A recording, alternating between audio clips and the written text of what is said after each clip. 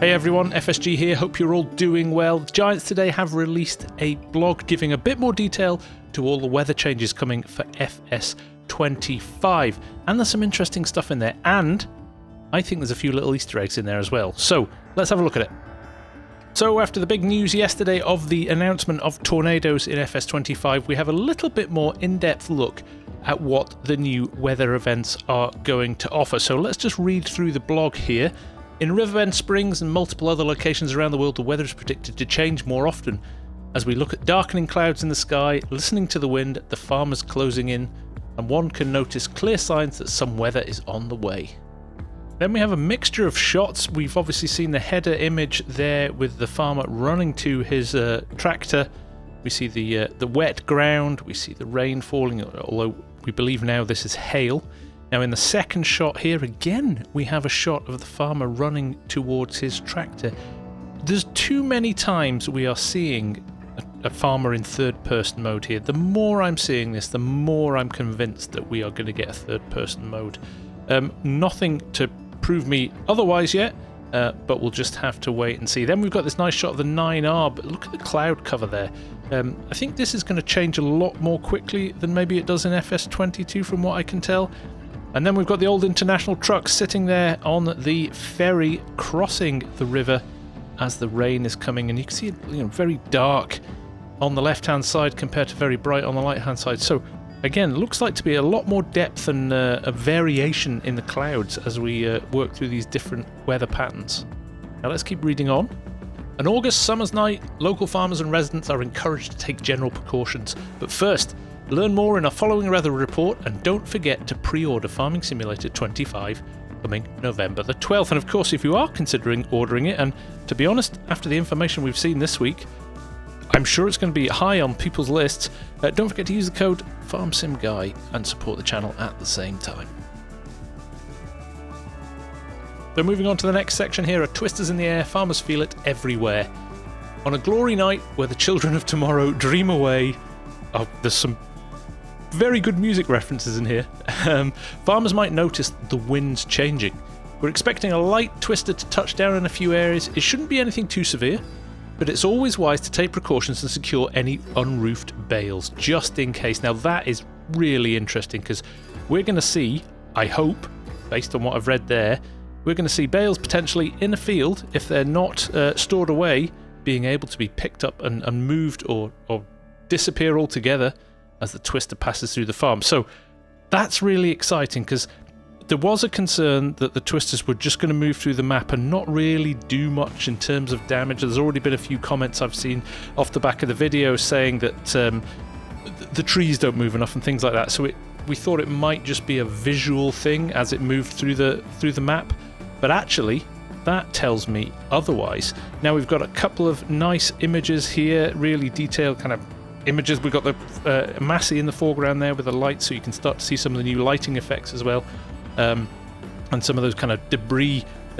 fields running around the column of the tornado there. So that's really, really nice. Again, a nice touch of sun behind the clouds there in that second shot as well. Really nice indeed. And again, we'll move on to this next image here. We've got the case on the road there. You can see the reflection of the moisture on the roads and the wet roads coming from the rain, with the tornado in the background and the trees that have been disintegrated there as it's ripped through there. So that's really interesting. It's looking really good. I've got to say, I am super, super excited to see this in person. I'm gutted I couldn't make it to GamesCom this week. Okay, moving on. Hail is coming down. Bales are closing in. So, not just rain, but hail. And if we look at this little GIF here, you can just about make out the hail bouncing off the road. It's a really nice animation, actually. I think it's done really, really well.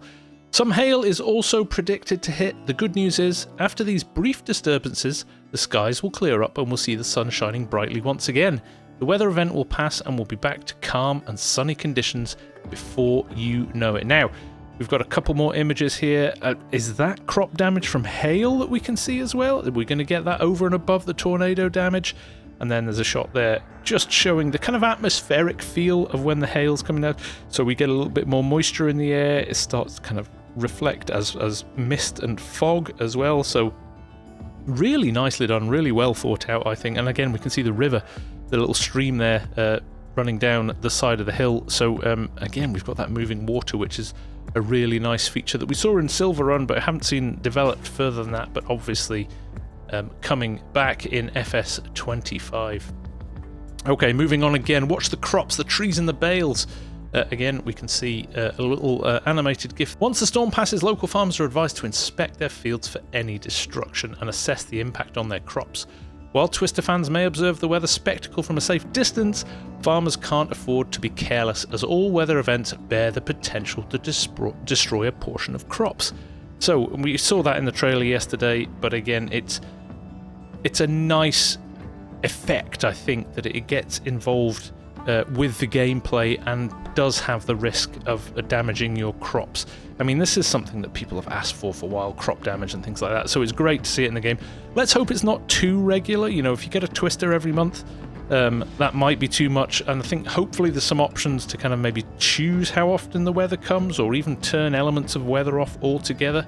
I like the fact that we've got this in game, but I would also like it to be very unpredictable, so you have no idea when you're going to get a Twister, and maybe it's 1 a year or 2 a year, no more than that. Whereas I think rain and hail and things like that, I would love to see those coming a lot more often than we saw them in FS22, because to be honest, in FS22 there wasn't enough variety in the weather for me. So we'll just have to wait and see. Again, some of this stuff we won't know until we play the game when it comes out.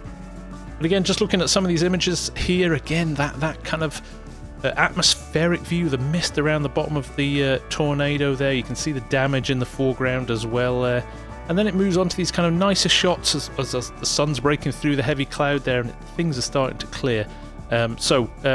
Really, really nice set of shots here, and they've really kind of brought things to life. Now the blog starts to get interesting. In Riverbend Springs, we're caught up with newfound farmer David, 36. When all the other farmers were running around doing stuff to prepare, I didn't think very much of it. I'm pretty new to all this, you know? Having learned his lesson, the former white-collar worker lost about half of his crops on a rather tiny plot, and all of his bales left out in the open. So again, just reiterating what it said at the start of the blog there, that bales aren't safe. So if you've got bales in a field and a Twister arrives, it's game over, right? They're going to take them. But then, this is important, even my shed got damaged. He added, looking rather sad while proclaiming that Mother Nature added insult to injury. Relative to way bigger fields, other farmers got off lightly in comparison. So, it's going to do damage to sheds. Now, whether or not you can repair those sheds after they've had damage, we don't know yet. But this is starting to look really, really immersive as well. And then we go to another shot of the tornado there with the damaged trees in the foreground as well. Again, I think this is... What Giants have done here, for me, when you look at weather in FS22 to what we're looking like we're going to get in FS25, this is nothing short of, you know, probably the biggest leap we've seen in the whole Farming Simulator series since it started, to be honest. Okay, let's read on a little bit more. Meanwhile, the local lumberjack and forester of Riverbend Springs were not available for comment whilst tending to dead trees that were affected by the storm. Some of us carry out essential duties. I must insist you grant me solitude while I tend to my fallen companions, he said in a grumpy tone before adding, I observed your cameraman indulging in refreshments. I strongly suggest you refrain from littering in the forest as you depart. Again, is there another clue there? Have we got some sort of mechanism for, I don't know, fines or rubbish litter picking? I don't know. There could be something in that, there could be nothing. Watch the sunrise for peace of mind. Instead, we got hold of a retired farmer, Walter, who shared his perspective on the recent weather changes.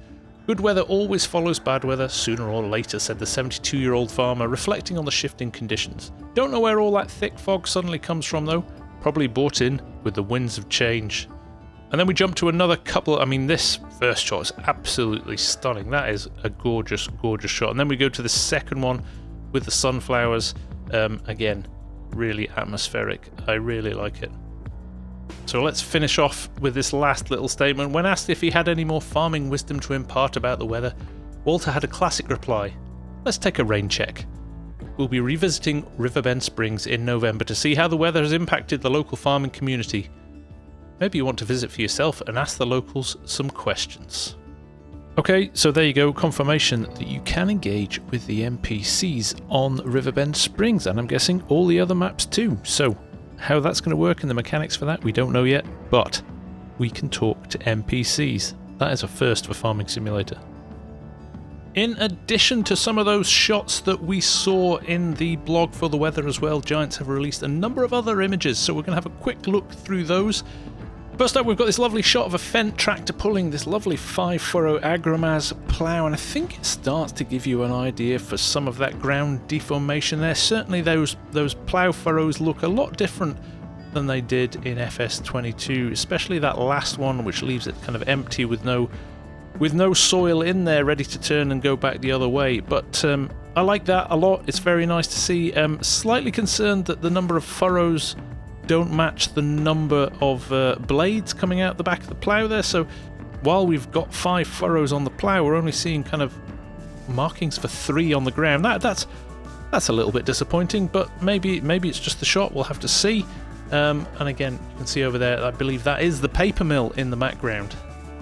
Next shot is another look at the Oxbow spinach harvester. They've really been pushing images of this recently. What I like about this image, though, is that up until now, and a few people have put this in the comments as well, all of the images seem to be done at dusk. They're obviously trying to get the golden hour shots, so everything's feeling very yellow and very kind of, I don't know, like muted colours, whereas this is a little bit brighter, a little bit sharper, so may give us a bit more of an impression of what the game will look like the majority of the time. But loving the detail on this. You really see from this the kind of high resolution imagery that we're starting to see. Here we've got another shot of the Iseki rice planter. Again, nothing kind of particularly new here to give away. Again, looking at those bow waves and the movement of the water is really nice to see. It does look fantastic, as do the reflections on that as well. Slightly annoyed that there's a bit of clipping through his overalls there, through his Wellington boot, but that's a small detail. I'm sure they will have picked up on that as well. But again, another lovely shot. The water for me is something I'm really looking forward to getting hold of and having a play with and seeing how it works and feels in the game. Next up, we've got a lovely shot of the K715, which has featured a lot in all of this kind of launch material. And what we're seeing there is that Summers cultivator that we saw in the very first cinematic trailer. We've not seen it since then, so it's nice to see that in the game, and it looks like a real beast, doesn't it? Again, like I just said before, though, this is another shot that's maybe a little more middle of the day, so blue skies, a lot clearer than we've seen before, but you still get a little bit of depth of field from that haze in the background as well, so it does make it feel a lot more atmospheric than FS22 does at the moment, which is great. And finally, following on from the big announcement yesterday that we are going to get baby animals in the game, we've got this lovely shot of a young calf. Here we saw kind of Friesian, Holstein Friesian animals yesterday in the trailer.